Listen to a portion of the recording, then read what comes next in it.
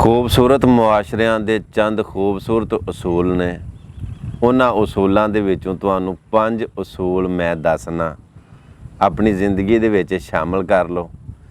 ਜ਼ਿੰਦਗੀ ਅੱਗੇ ਹੀ ਤੁਹਾਡੀ ਸੋਹਣੀ ਗੁਜ਼ਰ ਰਹੀ ਹੋਵੇਗੀ ਜੇ ਤੁਸੀਂ ਇਹ ਵਾਲੇ ਉਸੂਲ ਆਪਣੀ ਜ਼ਿੰਦਗੀ ਦੇ ਵਿੱਚ ਸ਼ਾਮਲ ਕਰ ਲਓ, ਤੇ ਮੈਨੂੰ ਉਮੀਦ ਹੈ ਕਿ ਜ਼ਿੰਦਗੀ ਤੁਹਾਡੀ ਮਜ਼ੀਦ ਹਸੀਨ ਬਣ ਜਾਏਗੀ।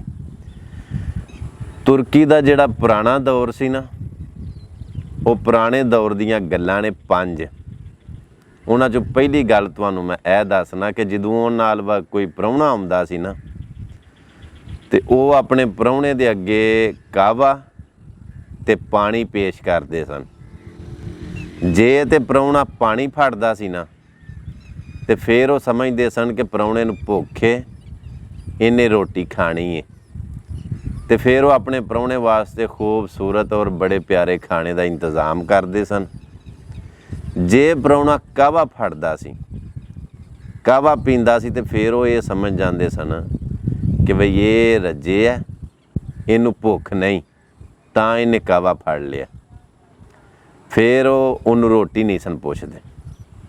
ਲੇਕਿਨ ਉਹ ਮੇਰੇ ਨਾਲ ਅਗਲੇ ਦਿਨ ਇੰਜ ਹੋਇਆ ਨਾ, ਮੈਂ ਵੀ ਇੰਜ ਹੀ ਕੀਤਾ। ਪ੍ਰਾਹੁਣੇ ਆਏ ਤੇ ਮੈਂ ਉਹਨਾਂ ਅੱਗੇ ਚਾਹ ਤੇ ਨਾਲ ਪਾਣੀ ਪੇਸ਼ ਕੀਤਾ। ਉਹਨਾਂ ਪਹਿਲਾਂ ਪਾਣੀ ਪੀ ਲਿਆ ਤੇ ਨਾਲ ਉਹ ਚਾਹ ਵੀ ਪੀ ਗਏ। ਹੁਣ ਮੈਨੂੰ ਇਹ ਸਮਝ ਨਹੀਂ ਆਈ ਵੀ ਇਹ ਭੁੱਖੇ ਨੇ ਕਿ ਜਾਂ ਇਹ ਰੱਜੇ ਨੇ। ਖੈਰ, ਆਪਣੀ ਜ਼ਿੰਦਗੀ ਦੇ ਵਿੱਚ ਤੁਸੀਂ ਵੀ ਇਹ ਅਜ਼ਮਾ ਕੇ ਇਹ ਉਸੂਲ ਨੂੰ ਸ਼ਾਮਲ ਕਰਕੇ ਵੇਖੋ, ਤੇ ਵੇਖੋ ਵਾਲਾ ਕੀ ਨਤੀਜਾ ਨਿਕਲਦਾ।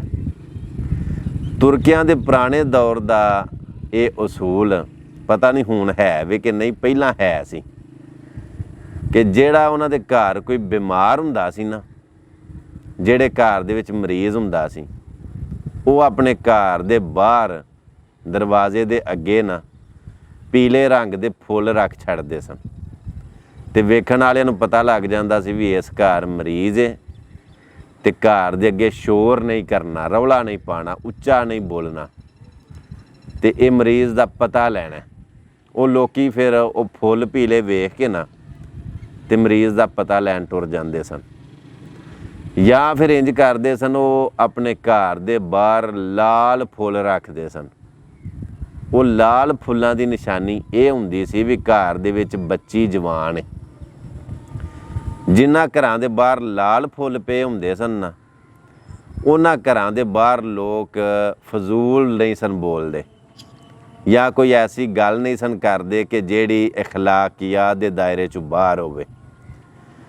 ਫਿਰ ਉਹਨਾਂ ਦਾ ਇਹ ਵੀ ਉਸੂਲ ਰਿਹਾ ਵੇ, ਘਰ ਦੇ ਬਾਹਰ ਉਹਨਾਂ ਨੇ 2 ਟੱਲੀਆਂ ਲਾਈਆਂ ਹੁੰਦੀਆਂ ਸਨ।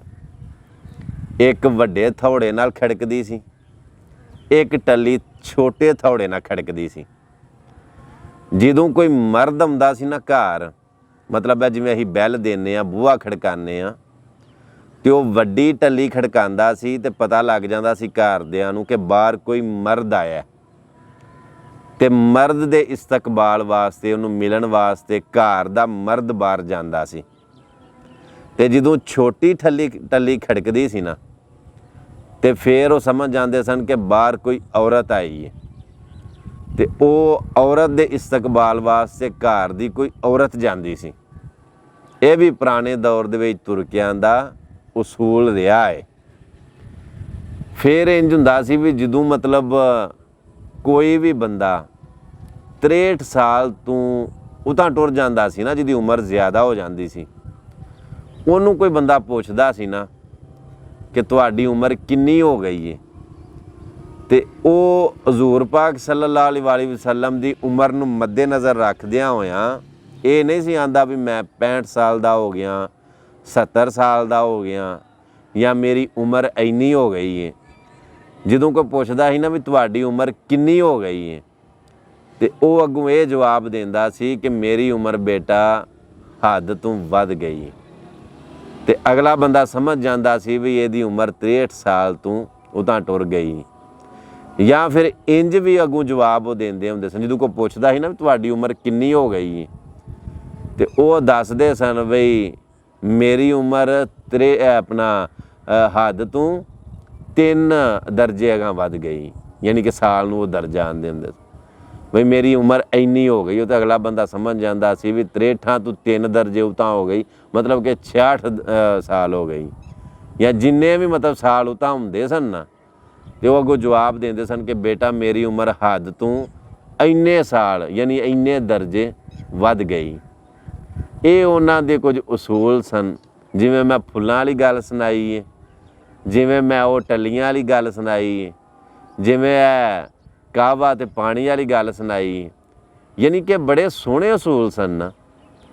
ਅਸੀਂ ਵੀ ਅਗਰ ਚਾਹੁੰਦੇ ਹਾਂ ਨਾ ਕਿ ਸਾਡਾ ਮੁਆਸ਼ਰਾ ਹਸੀਨ ਬਣ ਜਾਏ, ਖੂਬਸੂਰਤ ਬਣ ਜਾਏ, ਤੇ ਇਹਦੇ ਵਾਸਤੇ ਸਾਨੂੰ ਕੁਝ ਐਸੀਆਂ ਖੂਬਸੂਰਤ ਬਾਤਾਂ ਆਪਣੀ ਜ਼ਿੰਦਗੀ 'ਚ ਸ਼ਾਮਲ ਕਰਨੀਆਂ ਪੈਣੀਆਂ ਨੇ, ਔਰ ਕੁਝ ਐਸੀਆਂ ਬਾਤਾਂ ਕਿ ਜਿਨ੍ਹਾਂ ਦੀ ਵਜ੍ਹਾ ਤੋਂ ਨਫ਼ਰਤ ਫੈਲੀ ਹੈ, ਇੱਕ ਦੂਜੇ ਦੇ ਨਾਲ ਬੁਗਜ਼, ਇੱਕ ਦੂਜੇ ਦੇ ਨਾਲ ਬਿਲਾ ਵਜ੍ਹਾ ਹੀ ਕੀਨਾ ਵਧੇ ਹੈ, ਉਹ ਚੀਜ਼ਾਂ ਸਾਨੂੰ ਆਪਣੀ ਜ਼ਿੰਦਗੀ ਦੇ ਵਿੱਚੋਂ ਕੱਢਣੀਆਂ ਪੈਣੀਆਂ ਨੇ।